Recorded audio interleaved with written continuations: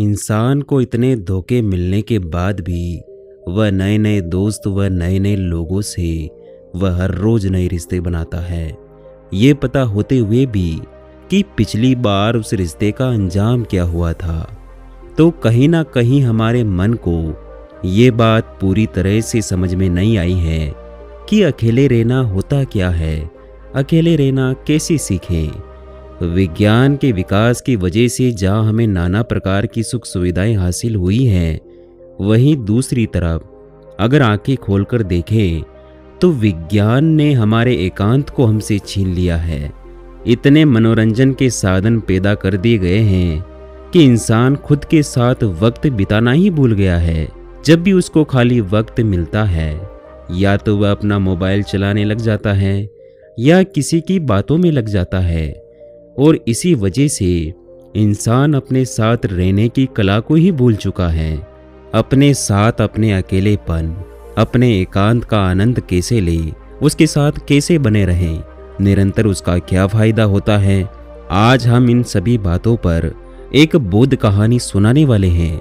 इस कहानी में आपको ये तो पता चलेगा कि अकेले खुश कैसे रहें, साथ ही आपको ये भी पता चलेगा कि अकेले रहने के और क्या क्या परिणाम होते हैं। इससे पहले कि आप इस कहानी में खो जाएं, इस चैनल को सब्सक्राइब जरूर कर दीजिएगा।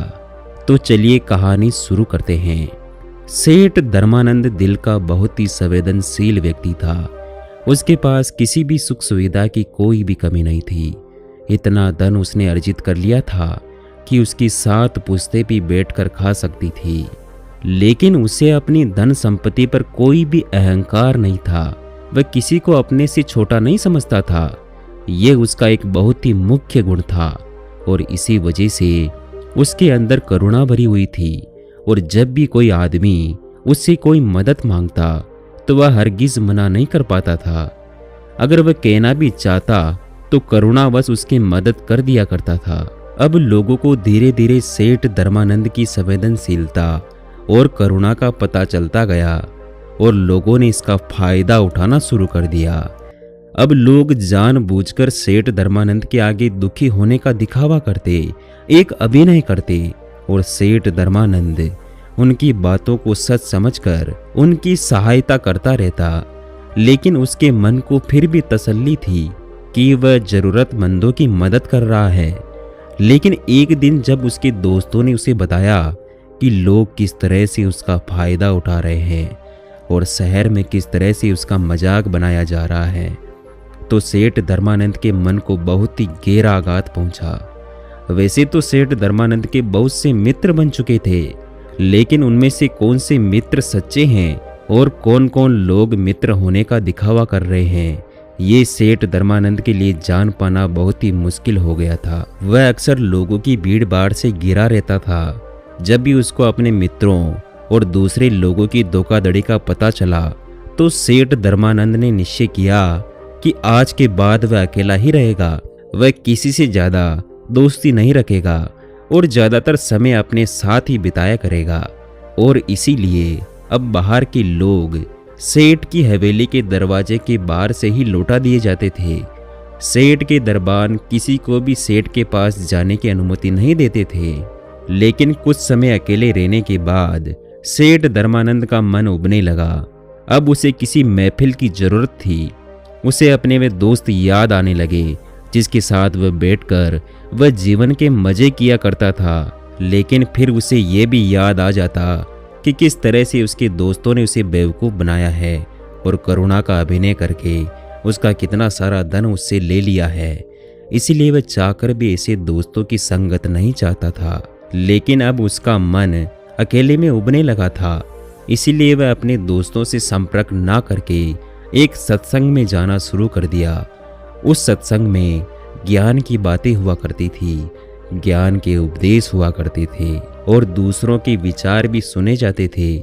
सेठ धर्मानंद को वहां जाकर बहुत अच्छा लगा। उसे बहुत आनंद मिल रहा था और वह रोज नित्य रूप से उस सत्संग में जाने लगा और ज्ञान के उपदेश सुनने लगा। सत्संग में अक्सर सेठ धर्मानंद अच्छे अच्छे वक्ते पेश करता, अपने ज्ञान को भी जाहिर करता और ये बात किसी से छुपी हुई नहीं थी कि तर्क वितर्क में सेठ धर्मानंद का कोई भी सानी नहीं है। लेकिन फिर भी सेठ धर्मानंद के मन में कोई भी आनंद की झलक नहीं थी। इतना ज्ञान होने के बाद भी वह अपने अंतर्ज्ञान से एकदम अलग था। इतना बाहरी ज्ञान होने के बाद भी वह अपने अंतर्ज्ञान से एकदम अछूत था और इसी वजह से उसके जीवन में आनंद की कोई भी झलक नहीं थी। अक्सर सत्संग के उपदेशों में ध्यान पर चर्चा हुआ करती थी। इस पर सेठ धर्मानंद वक्ते तो बहुत पेश करते थे, लेकिन उन्होंने ध्यान की तरफ अपना पहला कदम भी नहीं उठाया था।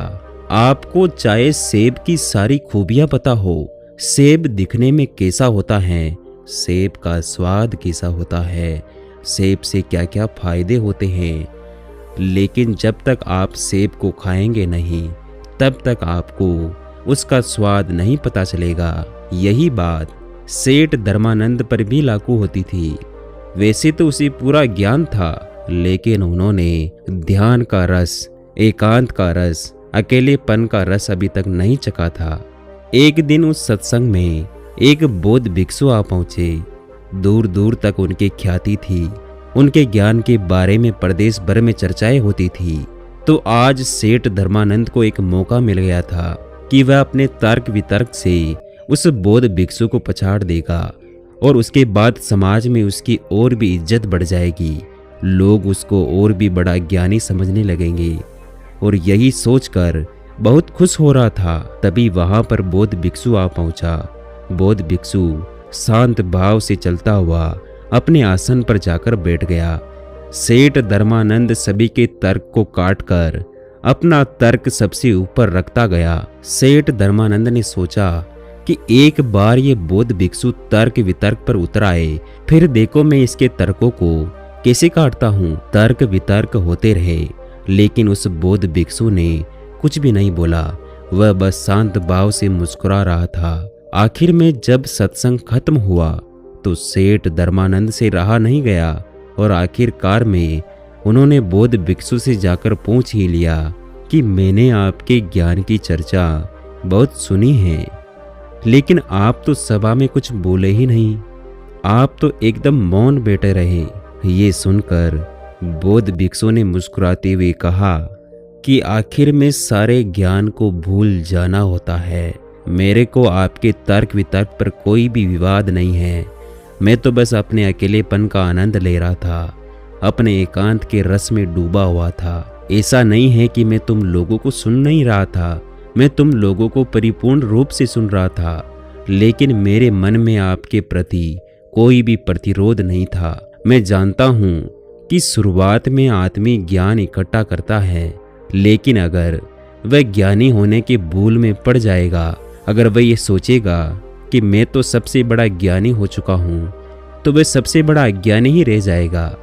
सबसे बड़ा ज्ञान है अपने ज्ञान को गिरा देना, अपने आप को ये एहसास कराना मैं अज्ञानी हूँ, और इस कारण आपका अहंकार, आपका घमंड टूटता चला जाएगा और आपका सीखा हुआ ज्ञान आपके अनुभव के तौर पर उतरने लगेगा।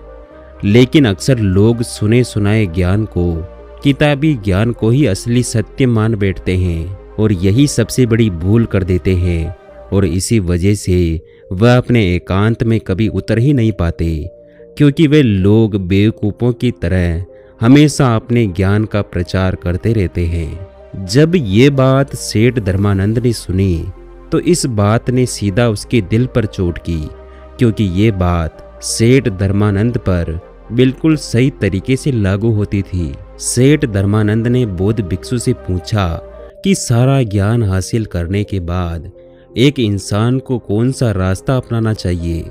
ये सुनकर बौद्ध भिक्षु कहता है कि असली ज्ञान की पहचान यही है कि वह अपने ज्ञान से उस एकांत तक पहुंच गया है, उसके मन के सारे द्वंद्व खत्म हो गए हैं। जब तुम किसी ज्ञानी पुरुष से मिलोगे तो वह अपने ज्ञान का बखान नहीं करेगा, उसका एकांत, उसकी चुप्पी ही तुम्हें उस ज्ञान का संदेश पहुंचा देगी। जरा सोचो कि इतना ज्ञान होने का क्या फायदा जब आप अपने साथ ही नहीं रहना सीखे, अपने अकेलेपन, अपने एकांत का आनंद लेना ही नहीं सीखे तो क्या फायदा इतना ज्ञान इकट्ठा करने का। जरा दिमाग लगाइए और सोचिए। इसके बाद बौद्ध भिक्षु ने कहा, मैं तुम्हें एकांत का आनंद चखने के लिए 4 सूत्र बता रहा हूँ। अगर तुम 4 सूत्र अपने नित्य जीवन में, दैनिक जीवन में अनुसरण करते हो तो तुम अपने एकांत का रस जरूर अनुभव कर पाओगे। और अगर एक बार तुमने अपने एकांत का अनुभव कर लिया, उसका रस चख लिया, तो फिर तुम्हें अपने मन को खुश करने के लिए किसी भी मनोरंजन की, किसी भी वस्तु की या किसी आदमी की कोई आवश्यकता नहीं होगी। वह रस, वह आनंद परमानंद बन जाएगा। वह हमेशा आपके साथ चलेगा क्योंकि वह किसी भी चीज से बंधा हुआ नहीं है। सबसे पहला सूत्र कि अपने अंदर ही ये उत्सुकता बनाओ कि खुद को जानना क्यों जरूरी है। अक्सर हम सब ने सुना होगा कि खुद को जानना है, खुद को जानना ही सबसे जरूरी है। अगर आप इस सवाल को अपने मन के अंदर बैठा लेते हैं तो स्वाभाविक रूप से आप खुद को जानने के लिए प्रेरित होंगे। लेकिन अगर आप यही नहीं जानते कि खुद को जानना क्यों जरूरी है तो आप खुद को जानने की कोशिश क्यों करेंगे। इसीलिए पहले समझो कि खुद को जानना क्यों जरूरी है। ये इसलिए जरूरी है कि हम अपने आप को जानते ही नहीं हैं। उदाहरण के तौर पर हमने किसी बात पर कोई प्रतिक्रिया दी और कुछ देर बाद उसी प्रतिक्रिया को लेकर हमें पछतावा होने लगा कि मुझे ऐसी प्रतिक्रिया नहीं देनी चाहिए, मुझे उनसे कुछ अलग तरीके का व्यवहार करना चाहिए। आप करना कुछ चाहते हैं और वह करवा कुछ लेता है, लेकिन आपसे ये कौन करवा रहा है? ये सारे सवाल जब आपके मन में उठने लगेंगे तो आपके अंदर ये उत्सुकता जागती है कि खुद को जानना जरूरी क्यों है। दूसरा सूत्र कि नाना प्रकार के मनोरंजन से, सुख सुविधाओं से अपने मन को अलग करके उसे ध्यान के लिए प्रेरित करें। जब आप पहला सूत्र समझ लेते हैं कि खुद को जानना क्यों जरूरी है, उसके बाद दूसरा सूत्र आता है कि हमारा मन अक्सर नाना प्रकार की सुख सुविधाओं से, नाना प्रकार के मनोरंजनों से घिरा हुआ है। अत्यधिक मनोरंजन मन को उबारने लगते हैं। जब तक आप बहुत देर तक अपना मोबाइल चलाते हैं तो कुछ देर बाद उससे उब होने लगती हैं। वही हमें परेशान करने लगता है। इसीलिए वही मनोरंजन हमारे लिए उब का कारण हो जाता है। विज्ञान ने जहां नए नए आविष्कारों के जरिए, उन्हीं आविष्कारों ने इंसान से उसका एकांत छीन लिया है। इसीलिए ऐसे मनोरंजन और ऐसी सुख सुविधाओं से अपने मन को खींचकर ध्यान के लिए प्रेरित करें। तीसरा सूत्र, खाली रहने की आदत डालो। हम अक्सर जिम्मेदारियों में इतने व्यस्त हो जाते हैं कि खुद के लिए समय ही नहीं निकाल पाते। बचा कुचा समय हमारा मोबाइल ले लेता है और इसी वजह से हम अपने आप को जानते ही कितना है। लेकिन जब हम अपने साथ वक्त बिताने लगते हैं तो हमें हमारी आदतें पता चलने लगती हैं। और चौथा सूत्र, संसार में रहकर अपने एकांत में स्थिर रहना सीखो। हम सांसारिक चीज़ों से और यहाँ के लोगों से या तो बहुत ज़्यादा जुड़ जाते हैं या उनसे घृणा करने लग जाते हैं। और इसी प्रकार ना आपका कोई मित्र होगा और ना ही कोई शत्रु होगा। आपके लिए सब जीव एक समान हैं। आपकी दृष्टि सभी जीवों के लिए एक समान है।